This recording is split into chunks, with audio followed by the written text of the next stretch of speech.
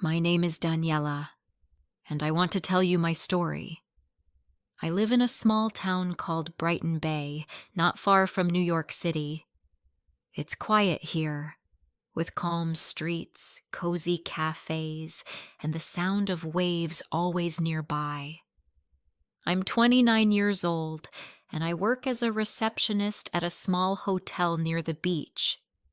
Life was simple.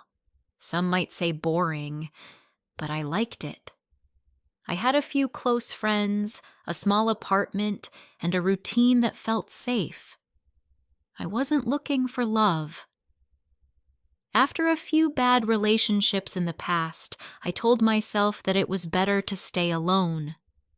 But sometimes life brings someone into your world when you least expect it. That person was Michael. Michael came to the hotel for a business trip. He looked different from the usual guests, calm, polite, and a little tired. He had soft eyes, a gentle smile, and a quiet way of speaking. When he asked for a room, I helped him check in, and he thanked me in a way that felt personal. I noticed the way he looked at me, not in a bad way, just kind. I smiled back without even meaning to. The next morning, he came down to the lobby and asked for directions around town. I told him where to get the best coffee, where the beach was nice and quiet, and which seafood restaurant locals liked best. He listened to me carefully, really listened, and I liked that. Most people don't. After that, we started talking more. He stayed for 2 weeks. Every evening when his work was done, he would come to the lobby and we would chat. Some days we walked along the beach. Other times we sat on a bench near the lighthouse. We talked about life, books, music, dreams. He told me about the stress of his job in the city. I told him about my quiet life here. I felt comfortable with him. I felt seen. One night we were walking by the water. The stars were out and the breeze was soft. He turned to me and said, "Being with you feels like peace." Those words stayed in my heart. I think I started falling for him that night. When his 2 weeks were over, he left Brighton Bay, but we kept in touch. Every day he sent me messages. Every night we talked on the phone. We laughed. We shared stories. And I missed him more than I thought I would. A month later, he came back. This time, he didn't stay at the hotel. He rented a small house near the harbor and asked me to visit. We made dinner together. We listened to music and danced in the kitchen. It felt like we had been together for a long time. I felt lucky. But then one evening, something changed. We were sitting on the couch, drinking tea, and he looked serious. He took a breath and said, "Daniela, I need to tell you something." I looked at him. My heart started to beat faster. "I'm married," he said, looking at the floor. "I have 2 children." My body froze. I couldn't speak. My hands felt cold. I looked away. "I didn't mean to hide it," he said. "I didn't expect to meet you, but my marriage is not good. We live in the same house, but it's not love anymore. I stay for the children. That's all." His voice was low. He sounded sad. But I couldn't say anything. My thoughts were all over the place. I stood up and walked outside. The air was cold, and I could hear the ocean waves. I felt like crying. He followed me out. "I understand if you don't want to see me again," he said. I nodded and walked home. That night, I couldn't sleep. My head was full of questions. Why didn't he tell me before? Why did this happen to me? But I also remembered the way he looked at me, the way he spoke, the way he made me feel safe. I was confused. I wanted to be angry, but I missed him. The next day, he sent me a message. "I'm sorry," it said, "but I miss you." I didn't reply. For days, I felt lost. I couldn't focus at work. I kept checking my phone. My heart and my mind were fighting. I told myself to forget him, but I couldn't. A week later, I saw him again. We met near the beach. I told him I felt hurt, that I didn't like being kept in the dark. He said he understood. He didn't try to excuse it. He only said, "I care about you." And then I stayed. I know it's wrong. I know many people will say I made a bad choice. I know I became the other woman. But at that time, I wanted to believe him. I wanted to believe this was temporary, that maybe one day he would leave his wife, that maybe he would choose me. So we continued in secret.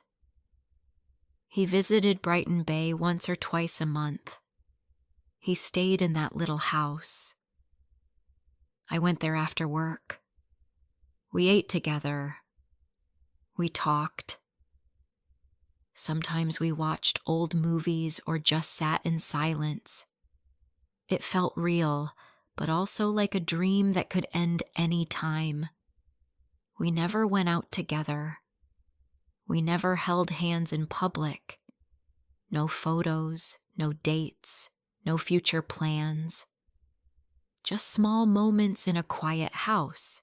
But in those moments, he made me feel special. He listened to me. He remembered the little things I said. He helped me cook, made me laugh, brought me books I mentioned once. He made me feel loved. Still, deep inside, I knew the truth. I was not his first choice. I was not part of his real life.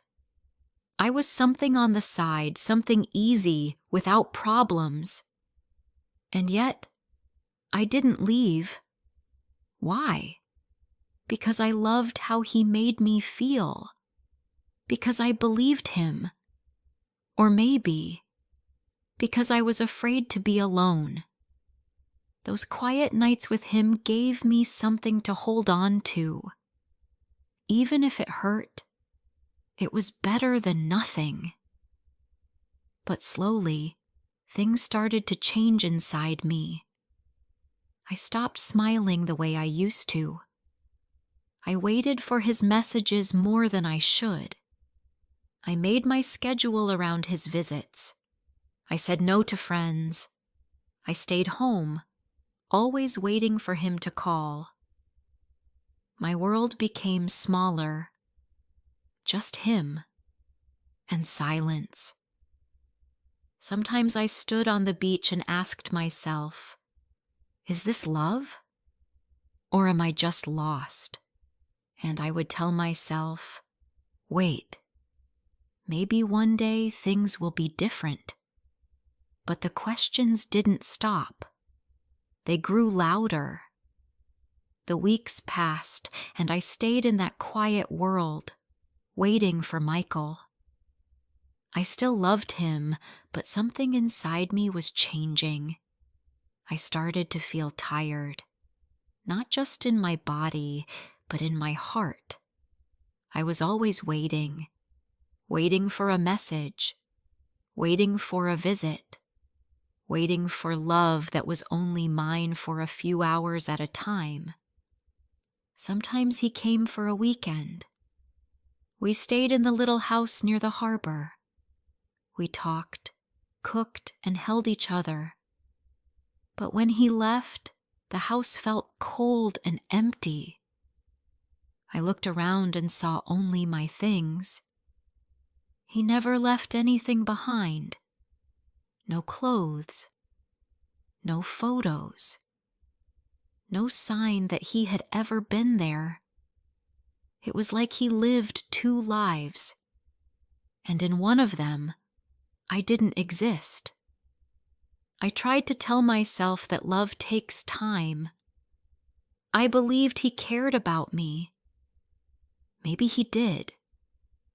But he still went back to his wife, to his children, to the life where I did not belong. And I began to wonder, why do I let this happen? One night, after he left, I sat by the window and watched the rain fall. I asked myself, what am I doing with my life? I loved someone who could not give me a full heart. I was always second. I had dreams too, a home, a child, a man who would choose me every day. But instead, I had empty rooms and silent nights. I started to feel that I deserved more, but I was scared. I didn't want to lose him. I didn't want to feel lonely. Some part of me hoped he would change, that one day he would come to me and say, I left. I'm here now. Just for you. But that day never came. I spoke to my friend Nina, the only one who knew the truth. I told her how I felt, tired, sad, confused. You deserve to be first, Daniela, she said. You should be with someone who's proud to love you, someone who walks with you in the daylight, not just hides with you in the dark. Her words stayed with me. I started to notice how much I had changed. I didn't laugh like I used to. I didn't go out. I always checked my phone. I had stopped doing things I loved, reading by the sea, walking in the park, having dinner with friends. My world had become small, and I was the one who let it happen.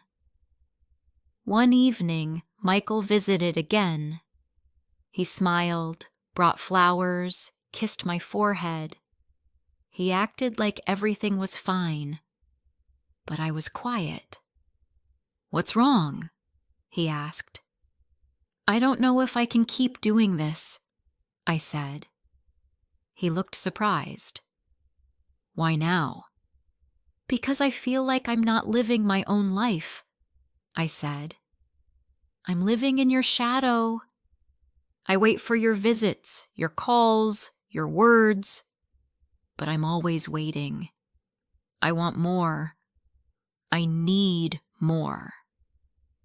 He sat down and said nothing for a while. Then he said, I love you, Daniela.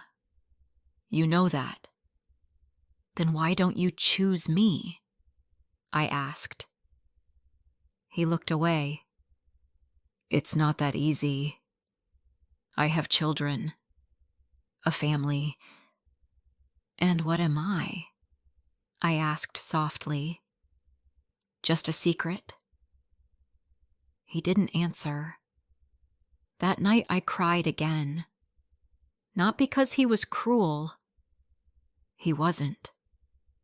but because I finally saw the truth. He would never leave. Not for me. Not for anyone. After he left, I didn't message him. I didn't call. I needed time to think.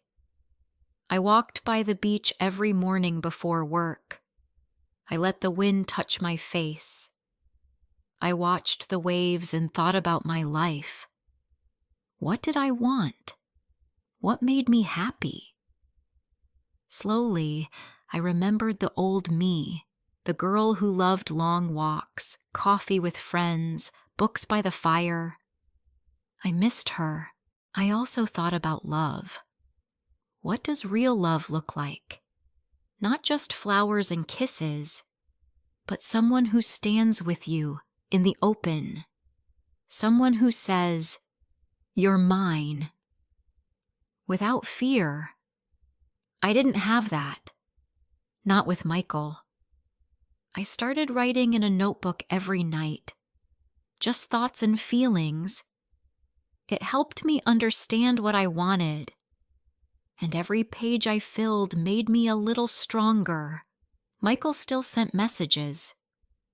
"I miss you. I'm thinking about you. Can I see you?" But I didn't answer.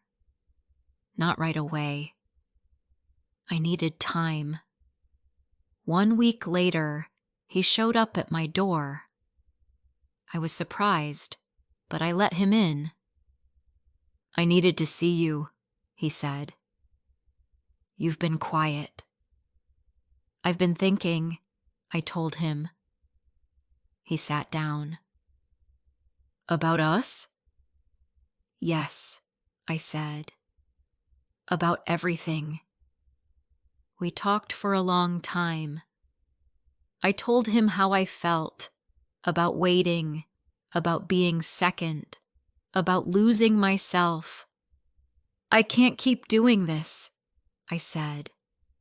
"I love you. Maybe I always will. But I need a real life. I want to be with someone who can give me all of their heart, not just a part." He looked sad. "I can't leave them, Daniela. I've tried to imagine it, but I can't do that to my children." I nodded. I understood. But I also understood something else. This was the end. "I hope you find peace," I said. "I hope we both do." He stood up. He hugged me. "I'm sorry," he whispered. Then he left. And that was the last time I saw him. That night I cried again, but it felt different. The pain was real, but it was also clean, like a deep breath after holding it too long. The next morning, I walked down to the sea. I stood there for a long time, just watching the waves. The sky was clear. The wind was soft. I felt something I hadn't felt in months. Calm. I knew healing would take time, but I also knew I had taken the first step. For the first time in a long time, I was not waiting for a message. I was not checking my phone. I was just standing there with myself. And that was enough. For now. Months passed after I said goodbye to Michael. At first, the days felt long and heavy. I missed him. I missed the way he smiled, the way he held me, the small things we used to share.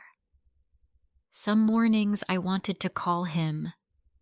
Some nights I cried in bed, holding my pillow close, remembering the sound of his voice. But slowly, things began to change. I started spending more time with my friends again. Nina invited me for coffee every weekend. We talked and laughed. Sometimes we sat in silence, just enjoying each other's company.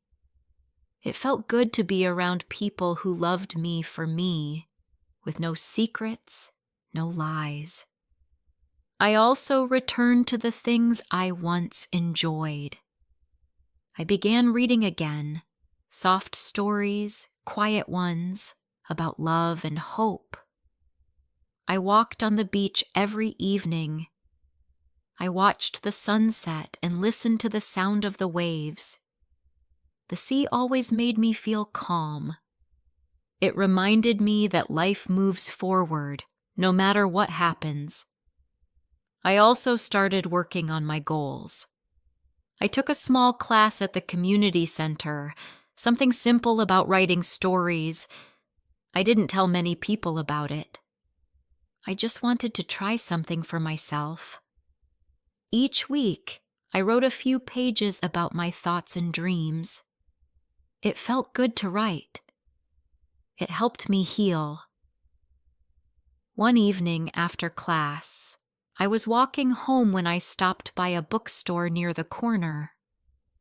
I hadn't been there in a long time. Inside, I saw a man looking at travel books. He smiled when he saw me, and I smiled back. He looked familiar, but I couldn't remember where I had seen him before. He walked over and said, "Hi. You're in the writing class, right?" I nodded. "Yes, I am." "I just joined last week," he said. "I'm David." We talked for a few minutes about the class, about books, about the cold weather. It was nothing special, but something about his voice made me feel at ease. The next week, he sat near me in class. After class, we walked together to the cafe across the street. We talked about simple things, family, work, favorite food. He was kind. He listened. And when I spoke, he looked into my eyes. I didn't feel nervous. I felt calm. We started meeting after class more often, sometimes for coffee, sometimes just a short walk. He didn't ask me about my past. He didn't push. He was patient. One evening, we sat near the beach on a wooden bench. The sky was orange and the air was cool. I looked at him and said, "Can I tell you something?" "Of course," he said. "I was in a relationship before. It wasn't good. He was married. I waited for him for a long time. I loved him, but I was always second. I don't want that kind of love again." He was quiet for a moment. Then he said, "Thank you for telling me. I think you're brave, and you deserve better." That night, I went home with a warm feeling in my chest. Not because I was falling in love, but because I felt understood. Weeks turned into months. David and I spent more time together. We went for walks, watched movies, and talked about our dreams. He never rushed me. He never asked for more than I could give. I started to smile more. I laughed without pain. I felt free. One day, I looked in the mirror and saw something I hadn't seen in a long time. Myself. Not the sad girl who waited for messages. Not the woman who cried alone at night. But Daniela, strong, gentle, and alive.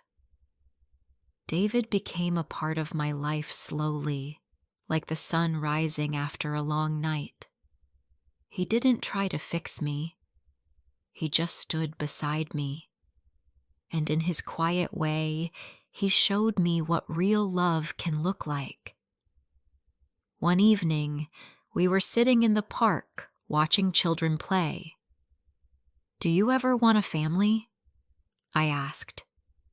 "Yes," he said.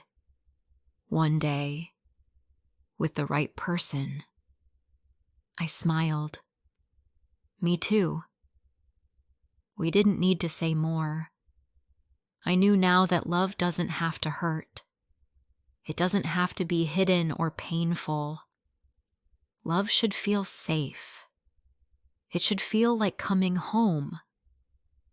Looking back, I don't regret my past. It taught me important lessons. I learned that love without respect is not enough. That waiting for someone who cannot choose you will only bring pain. That no one else can give you peace. You have to find it inside yourself. And now, I have peace. I have hope. I have love. Not from someone who hides me, but from someone who walks beside me. If someone asked me today, was it worth it? I would say yes. Because through all the sadness, I found myself. And in finding myself, I opened the door to a new kind of love, a better one I truly deserve.